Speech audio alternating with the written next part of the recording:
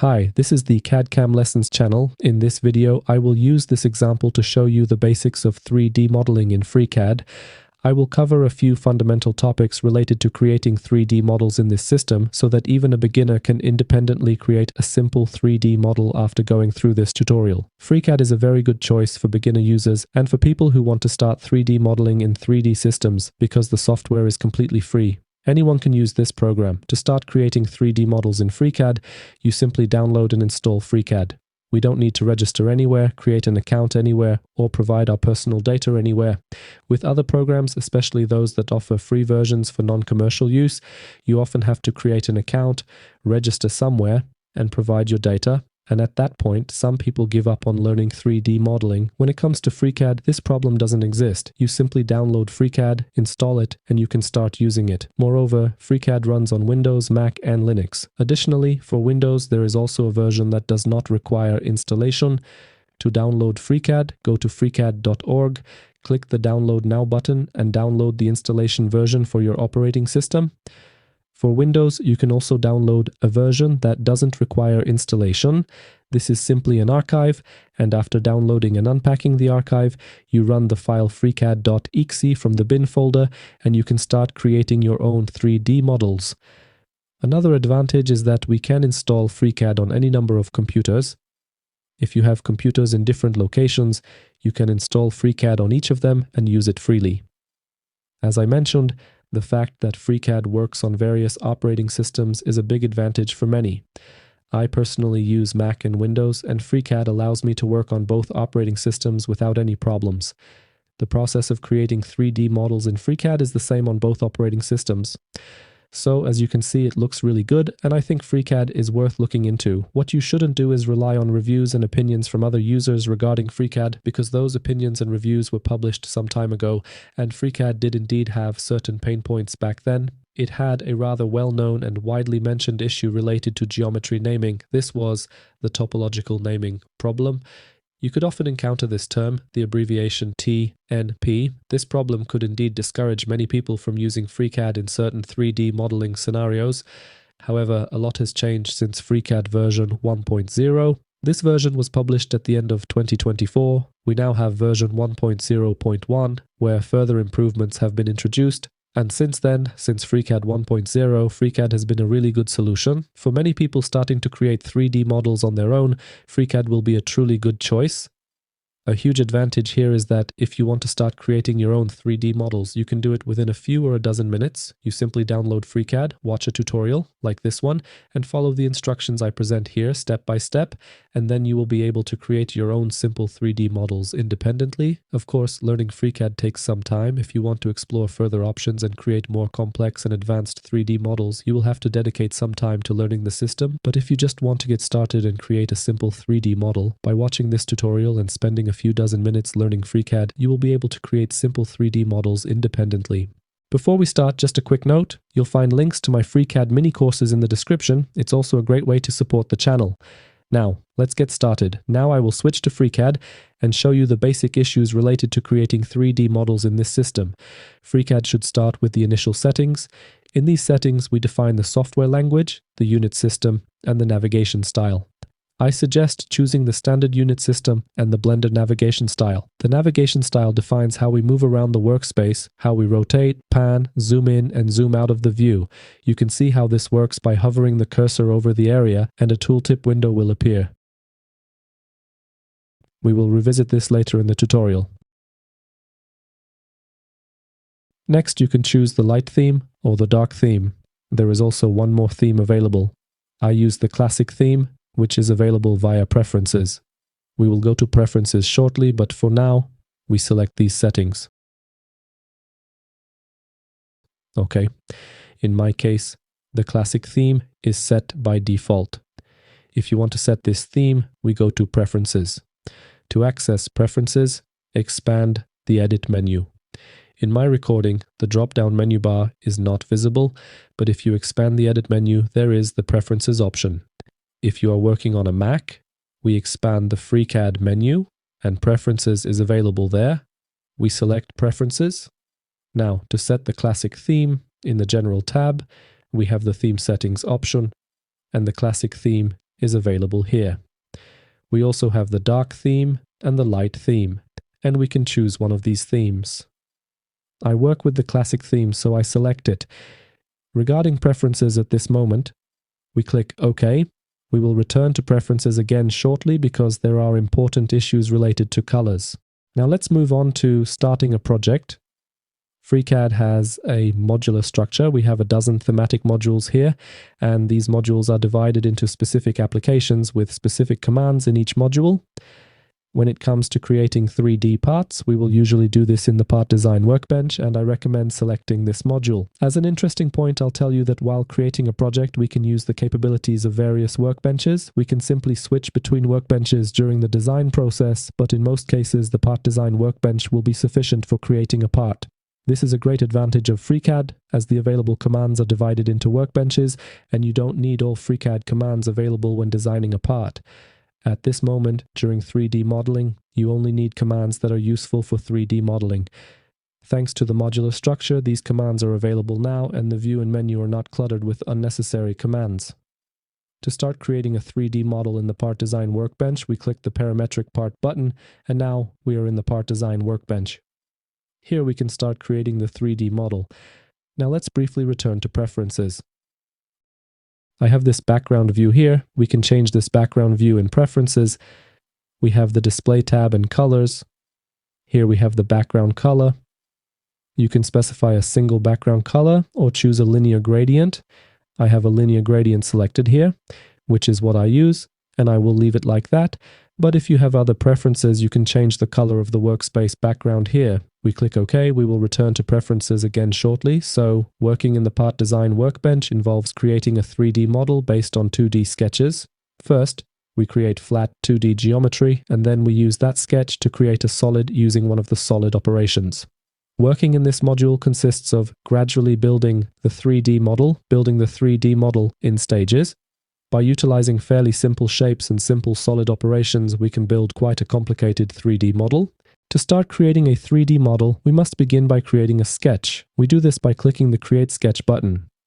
Next, we choose the sketch plane. Here we have the basic coordinate planes to choose from: the XY plane, the XZ plane, and the YZ plane. These are the basic coordinate planes, and to select the sketch plane, we simply click the left mouse button on that plane.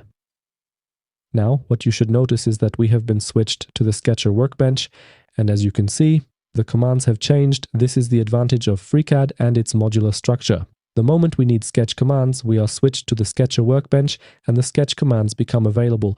When creating a sketch, we don't need 3D solid creation commands, so those commands are invisible and do not clutter our view. Regarding the available icons, we can change their position and enable or disable the visibility of a selected icon bar. To change the position of the icons, we grab these dots and drag the icon bar to the desired location. If you want to enable or disable a set of icons, right-click here and select the appropriate group of icons to turn them on or off. So, if your FreeCAD menu looks different, you can customize the position of the FreeCAD menu.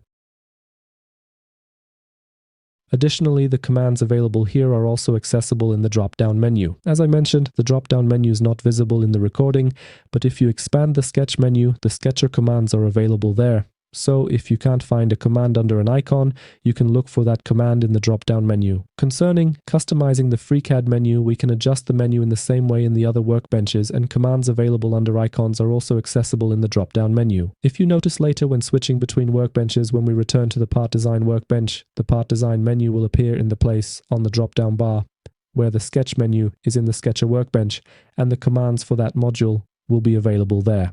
Now we will proceed to create a very simple shape. We will create a rectangle, and we will create the rectangle so that its center is at the origin of the coordinate system. We have a command for drawing a rectangle. If you expand the available rectangle drawing commands here, we have the centered rectangle command. Now we select this command. Next, we hover the cursor over the origin of the coordinate system, and notice that when I hover over this point, the point highlights and the symbol next to the cursor changes. A symbol appears here, indicating that if we click the left mouse button at this point, a constraint will be automatically applied. Constraints are what define relationships between geometries. In this case, we click the left mouse button here, and the center point of the rectangle has been constrained to the origin of the coordinate system. This means a relationship has been assigned, defining that these 2 points are at the same location. They are, so to speak, connected. Next, while drawing the rectangle, we can specify its dimensions. Let's enter 100, press enter, and for the second dimension, we enter 50 and press enter. As you can see, we have created a rectangle with dimensions of 100 by 50 millimeters, and this rectangle is green, which is quite important. Now, I will create a second rectangle in a random location and with random dimensions, and I click the right mouse button to exit the rectangle drawing command. As you can see here, this rectangle is white, and this one is green. When it comes to the green geometry, this is geometry that is fully constrained. This means that the position and dimensions of this geometry are strictly defined in the workspace, and we cannot freely change the position and dimensions of this geometry. If we want to change something in the green geometry, we must do it intentionally, for example, by editing the dimensions. To edit a dimension, double-click the left mouse button on the dimension and change the dimension value. As you can see, this rectangle has neither a defined position nor defined dimensions, and this geometry is not constrained. We will return to dimensioning and defining constraints in geometry later. For now, I will delete this rectangle. To delete any geometry in the sketcher, we select the geometry using the selection window. I press and hold the left mouse button and drag the cursor over the geometry I want to delete. Or I simply click the left mouse button on the geometry I want to delete. To select geometry in the sketcher, we simply click the left mouse button on the geometry we want to select. If we want to deselect geometry, we click the left mouse button on that geometry again. And then the geometry is deselected. If you want to deselect all selected geometries, click the left mouse button outside the geometries. I will delete this rectangle. I select all geometries and press the delete key to delete the rectangle. Here I will return to the constraint that determined that the center point of the rectangle is linked to the origin of the coordinate system. This is the coincident constraint, and here in the list of constraints we have the constraints. Other automatic constraints were also applied here while drawing the rectangle. We only added dimensions manually, the remaining constraints were added automatically. Regarding automatic constraints, this is the option available under this icon. This option should be enabled by default. We have automatic constraints and automatic removal of redundant constraints here. These options should be enabled by default. If they are not enabled for you, I recommend turning them on, as we will be using automatic constraints in the rest of this tutorial. So here we have a list of constraints, and the constraint we added at the beginning defined that the center point of the rectangle is strictly linked to the origin of the coordinate system. Therefore, the position of this rectangle is fully defined, and after adding dimensions, this rectangle is fully defined, fully constrained. Now we will close this sketch. We click Close. Based on this geometry, we will create a solid, and we will use the most basic 3D solid creation operation in CAD systems. This operation is available in practically every CAD system. It is an operation that creates a solid by extruding the sketch, and in FreeCAD, this is the pad operation. We select this operation, and here we specify the extrusion length. In this case, we specify the height of the solid. Regarding the parameter value in this field, we can change it by rotating the mouse scroll wheel. We can click the arrows, or we can simply enter a specific value from the keyboard. In this case, we enter 5 millimeters. If you want to refresh the view, simply click the left mouse button outside this field, and we click OK. This is how we created the first solid, which resulted from extruding the sketch to a height of 5 millimeters. At this stage, now that we have the first solid, it's worth discussing navigation. To rotate the view, we press the mouse scroll wheel, and as we move the mouse, the view will rotate. If you press the left and right mouse buttons simultaneously, you can pan the view. You can also do the same by pressing the Shift key and the mouse scroll wheel. Then, we can also pan the view. By rotating the mouse scroll wheel, we zoom in and zoom out of the view. If you zoom in or out too much, you can use the Fit All icon. Now the entire solid will be displayed in the workspace. Another useful feature is the navigation cube. This cube allows you to set the view to one of the standard views. We can select the appropriate view here by simply clicking on the face of the cube. Standard views are also available under this icon. and the isometric view is useful here as it positions the solid in this way.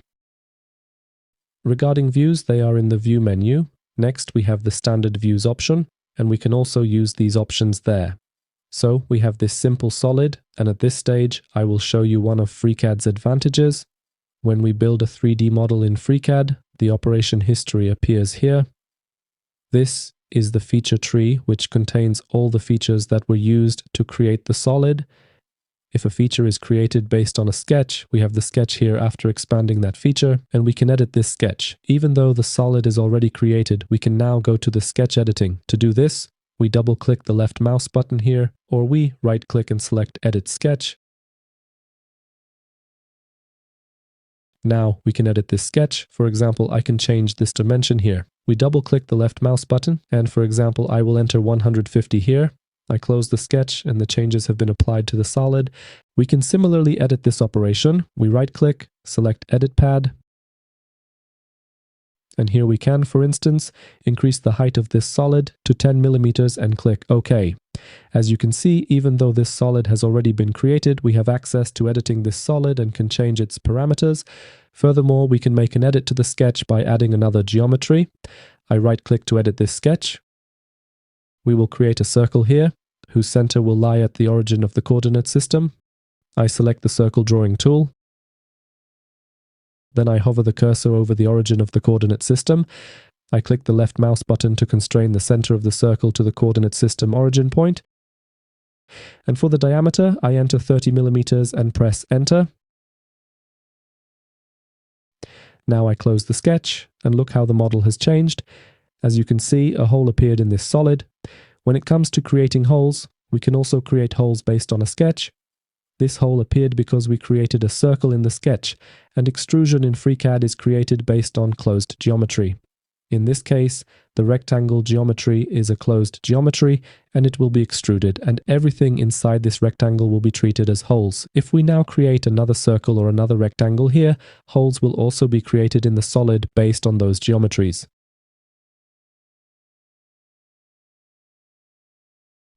Extrusion works by extruding everything between the surrounding geometry and the internal geometries. This is how we can create geometry for extrusion. I suggest being careful about having geometries intersect, as it looks like this then. If these geometries intersect, FreeCAD doesn't entirely know how to treat it and creates the extrusion in this manner. If you are creating geometry for FreeCAD, we can create one main geometry, and everything inside that geometry will be treated as a whole. If you do something like this, it looks like this. The circle here simply won't be taken into account. So now I will delete these geometries. I select these geometries, press Delete, close the sketch, and shortly I will show you another way to create holes in the solid. But first, let's add fillets to the corners of this solid. To add fillets, we will round the edges of these corners. We simply select these edges. If you want to select several edges, we do this using the Control key. As you may have noticed, I accidentally selected this edge, but if I hold down the Control key, I can deselect that edge. We have one more edge here. I press the mouse scroll wheel to rotate the model. And with the Control key, I select this edge. As you can see, I have 4 edges selected, and it wasn't very convenient. Regarding selecting edges, we can make it easier. We can switch to wireframe view. We select the wireframe view here. Now in this view, using the Control key, we can select even the edge that is invisible in the As Is view. We select 4 edges. And now we can add a fillet, or we can switch back to the As Is view. To add a fillet, we select the fillet operation and specify the fillet radius. Enter 10 millimeters here and click OK. This is how we add fillets to the solid. We will use these fillets to place the centers of the holes in the middle of this radius, and we will create another sketch. When it comes to creating sketches in FreeCAD, besides creating sketches on the basic coordinate planes, we can also create sketches on the model faces. For a model face to be the sketch plane, we click the left mouse button on the face that should be the sketch plane and select the Create Sketch command. Now this face is the sketch plane. As I mentioned earlier, we will create holes whose centers will lie at the center points of these fillets. So now I select the circle drawing tool, and I would like to place the center of this circle at the center point of this fillet, but as you can see, I don't have that point. For now, I will place the circle in a random location and draw a circle of random diameter. I click the right mouse button to exit the circle drawing command. As you can see, to place this circle at the center point of this fillet, I would have to use dimensions here. To do this, we need to select this point, and we select dimensioning. In this case, this is a specific case of dimensioning. If we select one point, the dimension will be defined from the coordinate system origin. Here we can define the distance from the coordinate system origin point, or we can define the distance along the x-axis if we move the cursor appropriately, or the distance along the y-axis. This is how we could add one dimension. Okay, now the dimensioning command is active. I select the second point, and here we define the next dimension. This is how we can place the center of the circle at the center point of this fillet. However, as you can see, this is not very convenient, therefore I will delete these dimensions.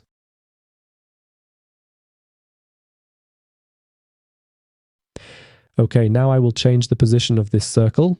We will return to dimensions, as we will use them in practically every sketch. Now to obtain the center point of this fillet, we need to create reference geometry to the solid. We create this reference geometry to the previous part of the solid because in this sketch we are already creating the next stage of the solid, but in every stage of the solid we can refer to the previous stage and create reference geometry that we can use in the sketch. To do this, we use the Create External Geometry command. We select this command, and now we simply click the left mouse button on the edges based on which we want to create the reference geometry. As you can see, the reference geometry has appeared here, and we also have points that we can use. I will create reference geometries based on the remaining fillets as well, and I click the right mouse button to exit this command. And now, I select the circle drawing tool, hover over this point.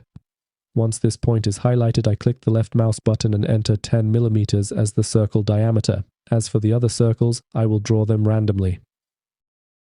Okay, I click the right mouse button to exit this command. Now, we added a constraint automatically here, but all constraints that we add automatically can also be added manually. If you want to constrain 2 points together, just select those 2 points and choose the coincident constraint. Now these points are constrained, and we can do the same with the remaining circles and points. We simply select point 1, point 2, and choose the coincident constraint.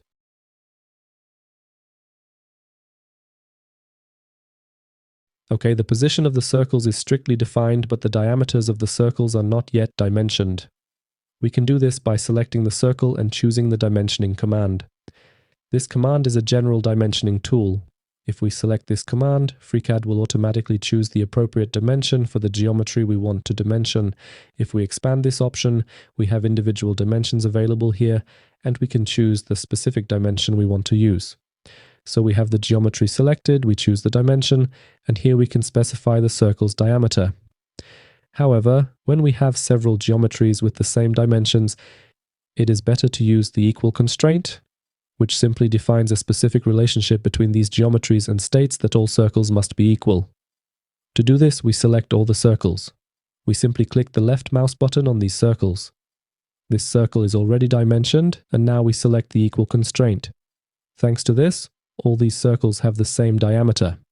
The advantage of this is that if I now need to change the dimension of these circles, I only need to change the diameter of one of them and the remaining diameters will be adjusted. If you had each circle dimensioned separately, then if something needed to be changed, we would have to change the diameter of each of those circles. If we have 4 circles, it wouldn't be so problematic, but if there are 10, 15 or more circles, then changing the diameter of each circle sequentially can be time-consuming. What's more, we also have a greater risk of making an error. Here we define the relationship that all circles must be equal. We dimension one circle, and the diameters of the other circles will also be changed. We close the sketch, and now, based on this sketch, we will create holes in this solid. This solid has a height of 10 millimeters. We can check this by selecting this edge, and here we have the value of 10 millimeters. The dimension of this edge is simply displayed here. Incidentally, if you click on a face, information about the area of that face will be displayed here. So now, based on this sketch, we will create holes in this solid, and we will do this using the pocket operation. Select this operation, and holes have been created in this solid based on this sketch. The depth is set to 5 millimeters by default here. The solid has a height of 10 millimeters, so if we want through holes, we enter at least 10 millimeters here. And we have through holes. And now I click OK. At this moment, these holes are through holes, but they are through holes only as long as this solid is a maximum of 10 millimeters thick. If it turns out that we need to change the thickness of this solid, and you know we can do this at practically every stage of 3D modeling, we simply double-click the left mouse button on the operation that created this solid and enter a new value, for example, 15 millimeters. I click OK. At this point, these holes are no longer through holes, because we set the depth of these holes strictly to 10 millimeters. If you wanted these holes to always be through holes, regardless of the solid's thickness, we have something called the pocket operation type. Let's go to the editing of this operation. I double-click the left mouse button here, and here we have the pocket types. We can choose the through all type, which specifies that the pocket is a through feature, and regardless of the solid's thickness, these holes will always be through holes. If I now change the thickness of this solid to, for example, 50 millimeters, I click OK, the changes have been applied and these holes are still through holes. I will revert the solid thickness back to 10 millimeters. Okay, this is how we can add holes to a solid based on a sketch. Now, as practice, we will create more holes, and we will do this similarly to the previous holes. That is, we will create a sketch on this face. We select this face and choose Create Sketch. Now this face is the sketch plane, and we will draw circles whose centers will lie in these smaller holes. To do this, we must create reference geometry. We select the Create External Geometry command and indicate the edges based on which we want to create the reference geometry. In this case, we indicate the edges of the holes to obtain the center point of that hole. Next, we select the Circle Drawing command and draw 4 circles whose centers will lie in the centers of these holes. So we hover over the center point, click the left mouse button and enter 15 millimeters as the circle diameter. Now we draw the remaining circles. We draw these circles without dimensioning. We simply draw circles of random diameters. It is important that the center points of the circles lie in the center points of the holes. Next, we click the right mouse button to exit this command. And now we click the left mouse button on all the circles to select them, and we choose the equal constraint.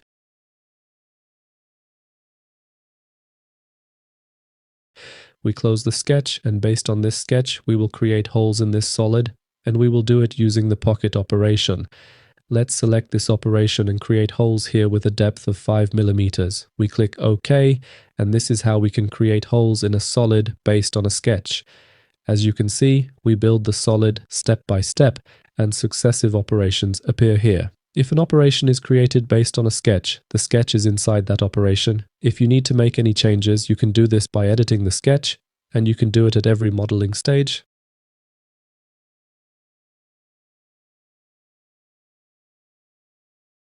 As you can see, the changes will be applied to the model. Here I showed you how to remove material from the solid based on sketches. Now I will show you how to add the next piece of the solid. As you might guess, we will create a sketch. We will create a sketch on this face. We select this face, choose Create Sketch, and here we will draw a circle. Select the circle drawing tool and place the center of the circle at this point. Enter 50 millimeters as the circle diameter and press Enter. Now, if you want to create the next part of the solid based on this sketch, I close the sketch. We do this using the pad operation. That is, we create the next solid segment by extruding the sketch. If you select this operation now, the extrusion will be created in this way. And this is correct. This is how the next part of the solid should be added. For now, I will cancel this operation because extrusion works by creating a solid based on the area defined by the sketch geometry. If you wanted to create an extrusion here that results from extruding the area between this smaller circle and this larger circle, we must draw another circle in this sketch. We can easily do this. We simply edit the sketch. Now we draw a circle of random diameter. Let's draw a circle with a diameter that will be smaller than the diameter of this hole. We could specify a specific diameter for this circle here because we know the diameter of this hole, but we can also constrain this circle to the diameter of that hole. To do this, we create reference geometry based on the edge of this hole. We exit this command by right-clicking, and then we select this circle, select this geometry, and choose the equal constraint. We close the sketch, and now when we create an extrusion based on this sketch, the extrusion will be created in this way. Let's enter 30 millimeters here as the extrusion value and click OK. This is how we created the next part of the solid. If you now wanted to create another part of the solid or wanted to remove material based on a sketch, at this stage of 3D modeling, once we have the solid, we can also use the basic coordinate planes. We don't have to create sketches on the model faces. We can create such a sketch on one of the basic coordinate planes. To do this, make sure no face is selected. You can click the left mouse button in the workspace, then select the Create Sketch command to create the sketch. And now you can select the sketch plane. Let's choose the XZ plane here. Now the XZ plane is the sketch plane. And let's draw a circle here. Select the circle drawing tool, and let's draw the circle so that its center lies on the Y-axis. When the Y-axis is highlighted, click the left mouse button and enter 25 millimeters as the circle diameter. Click the right mouse button to exit the circle drawing command. Now we can change the position of this circle in such a way that the center of the circle lies on the Y-axis. That is, we can move the center of this circle along the Y-axis, because here we have a constraint that specifies that the center point of the circle lies on the Y-axis. But we do not have a specific location defined on this axis, so we can simply change the position of this circle along the Y-axis. And notice what happens when I move the circle to the location where the solid is. The circle is invisible, it has been obscured by the solid. This is because the sketch plane passes through the center of the solid, and at this moment, the solid protruding from the sketch plane obscures the sketch plane. This is not an error. We can create a sketch in this view, but as you can see, it is a bit difficult. If you wanted to make it easier for yourself, if you wanted a view onto the sketch plane, you can simply enable such a view. We click the View section icon, and now we have a view onto the sketch plane. This means the model has been, so to speak, cut by the sketch plane, and only what is behind the sketch plane is displayed. This greatly simplifies creating the sketch on this plane. Now we will create further parts of this sketch. First, select the Create External Geometry command and create reference geometry based on this edge. Okay, we click the right mouse button, and I have auxiliary geometry here. Now let's do this in such a way that I move this circle slightly into the solid. I select the Create Polyline Drawing command and will create a polyline such that I place the first point of the polyline approximately here, so as not to place this point on the circle for now. Next, we place the second point of the polyline on this line. When this line is highlighted, we click the left mouse button. Then we also place the third point of the polyline on this line. We just move slightly to the right and click the left mouse button here. And then we place the next point of the polyline approximately here. Now I click the right mouse button to finish drawing this polyline, and I click the right mouse button once more to exit the polyline drawing command. Now I would like these polyline segments to be tangent to this circle at the end point of this line. To do this, we select the point, select the circle, and choose the tangent constraint. The tangent constraint has been applied here between the point and the circle. We do the same with this point. We select the point, select the circle, and choose the tangent constraint. Now I select this point and press the D key to specify the distance of this point from the coordinate system origin. And here I enter 30 millimeters as the distance and press Enter. Based on this sketch, I would like to remove material from the solid, but I want to do it based on this fragment of the sketch. I want the pocket to have exactly this shape, which will be bounded by the polyline and a fragment of the circle. If I now close the sketch and try to create a pocket based on this sketch, an error appears here that the chain is not closed. We simply cannot create this pocket based on such a sketch, because the sketch must be a continuous closed geometry so that the sketch defines a continuous single shape. In this case, the geometries intersect, and FreeCAD simply doesn't know how to perform this pocket operation. Here we must trim the unnecessary parts of the geometry, and we can do this using the Trim Edge command.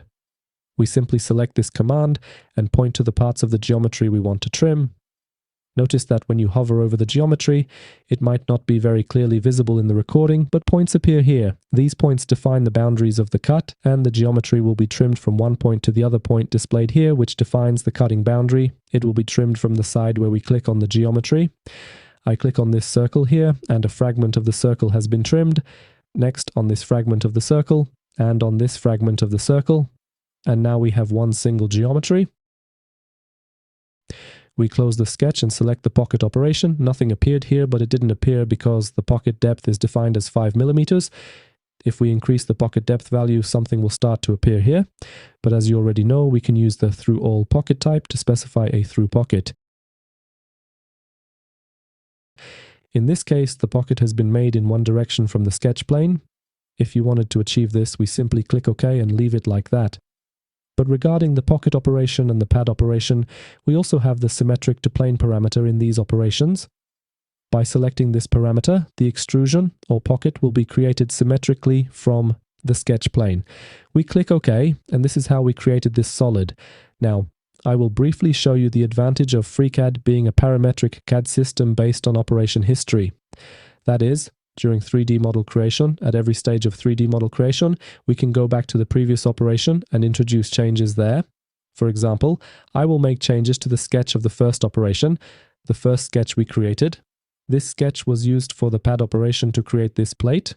Now I will edit this sketch and change the diameter of this hole. We just have to remember that the hole diameter should be less than 50 millimeters, because if it is greater than 50 millimeters, I will just show you what happens. You don't have to do this.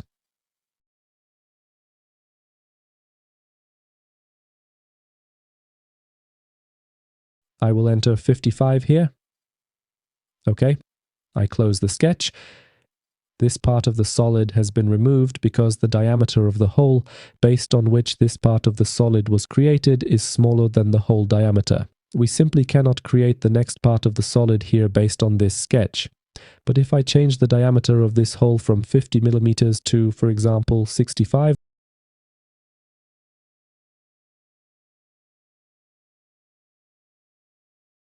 and the changes have been applied, so as you can see, I introduced changes in the first operation and the second to last operation, and the model was adapted to the introduced changes. So as you can see, we have quite a few possibilities when it comes to introducing changes. Now I pressed Ctrl+Z and these icons appeared here, which means the model needs to be recomputed. Okay, I have to undo one more time. I recompute the model. Okay, and we have returned to the initial stage. I simply wanted to show you here that you can introduce such changes at every stage of 3D solid creation, and these changes will be applied to the model. Sometimes when you introduce a change, it might turn out that it doesn't look the way you expected. In that case, it might be necessary to change something in the subsequent operation as well, because a lot depends on how you define the dimensions of the geometry. But I don't want to delve too deep into this now because I don't want to unnecessarily complicate this example. And now, using this simple example, I will show you one more operation. This is the chamfer operation. This operation works similarly to the fillet operation. We simply select the edges to which we want to add chamfers.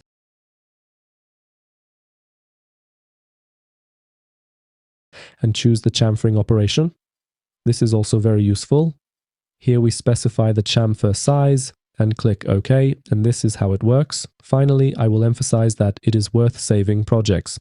We do this as standard, and we simply specify the file name and location. It's a good idea to do this at the start of the project and then just overwrite the changes later. And okay, with this simple example, I wanted to show you a few basic 3D solid creation operations. I also wanted to emphasize that we can build a 3D model in FreeCAD in stages. We can create simple shapes and use simple operations, but by building the model in several or a dozen stages, the model can become quite complicated. And we will finish here. Thank you for watching and please subscribe to this channel.